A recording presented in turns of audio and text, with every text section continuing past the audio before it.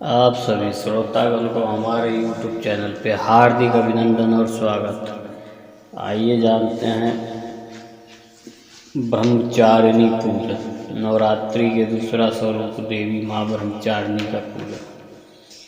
या देवी सर्वभूतेषु माँ ब्रह्मचारिणी रूपेण संस्थिता नमस्तस्यै नमस्तस्यै नमस्तस्यै नमो नमः। दधानां करपद्माभ्याम् अक्षमाला कमण्डलं देव प्रसीदतु माया ब्रह्मचारिणी उत्तममा। शारदीय नवरात्रि शुरू हो चुके हैं और आज नवरात्रि का दूसरा दिन है। नवरात्रि के एक संस्कृत शब्द है जिसका अर्थ होता है 9 रातें। इन 9 रातों और 10 दिनों के दौरान शक्ति देवी के 9 रूपों की पूजा की जाती है और 10वें दिन दशहरा मनाया जाता है। माँ दुर्गा की 9 शक्तियों का दूसरा स्वरूप देवी ब्रह्मचारिणी का है। यह ब्रह्म शब्द का अर्थ तपस्या है। ब्रह्मचारिणी अर्थात तप की चारिणी, तप का आचरण करने वाली। कहा भी है वेदस्तु तपो ब्रह्म वेद तत्व और तप ब्रह्म शब्द के अर्थ है ब्रह्मचारिणी। देवी का स्वरूप पूर्ण ज्योतिमयी एवं अत्यंत भव्य है। इनके दाहिने हाथ में जप की माला एवं बाएं हाथ में कमंडल रहता है। अपने पूर्व जन्म में जब ये हिमालय के घर में पुत्री रूप में उत्पन्न हुई थी, तब नारद के उपदेश से इन्होंने भगवान शंकर जी को पति रूप में प्राप्त करने के लिए अत्यंत कठिन तपस्या की। इस दुष्कर तपस्या के कारण इन्होंने तपस्चारिणी अर्थात ब्रह्मचारिणी नाम से अभिहित किया गया। 1000 वर्ष इन्होंने केवल फल फूल खाकर व्यतीत किया और 100 वर्ष तक केवल शाक पर निर्वाह किया था। कुछ दिन तक कठिन उपवास रखते हुए देवी ने खुले आकाश के नीचे वर्षा और धूप में भयानक कष्ट सहे। इस कठिन तपस्या के पश्चात 3000 वर्ष तक केवल जमीन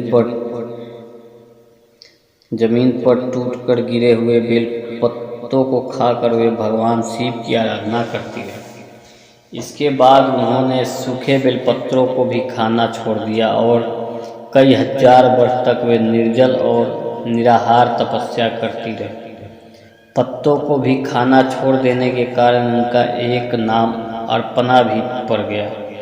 कई हजार वर्ष की इस कठिन तपस्या के कारण ब्रह्मचारिणी देवी का शरीर एकदम छिन्न हो उठा।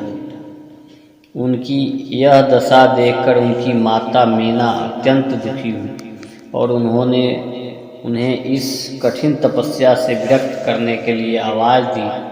उमा, तब से देवी ब्रह्मचारिणी का एक नाम उमा भी पड़ गया। उनकी इस तपस्या से तीनों लोक में हाहाकार मच गया। देवता, ऋषि, सिद्धिगण, मुनि सभी देवी ब्रह्मचारिणी की इस तपस्या को अभूतपूर्व पुण्यकृत बताते हुए उनकी सराहना करने लगे। अंत में पितामह ब्रह्मा जी ने आकाशवाणी के द्वारा उन्हें संबोधित करते हुए प्रसन्न स्वर में कहा, हे देवी, आज तक किसी ने ऐसी कठोर तपस्या नहीं की जैसे तुमने की है। तुम्हारे इस अलौकिक कृत्य की चारों ओर सराहना हो रही है।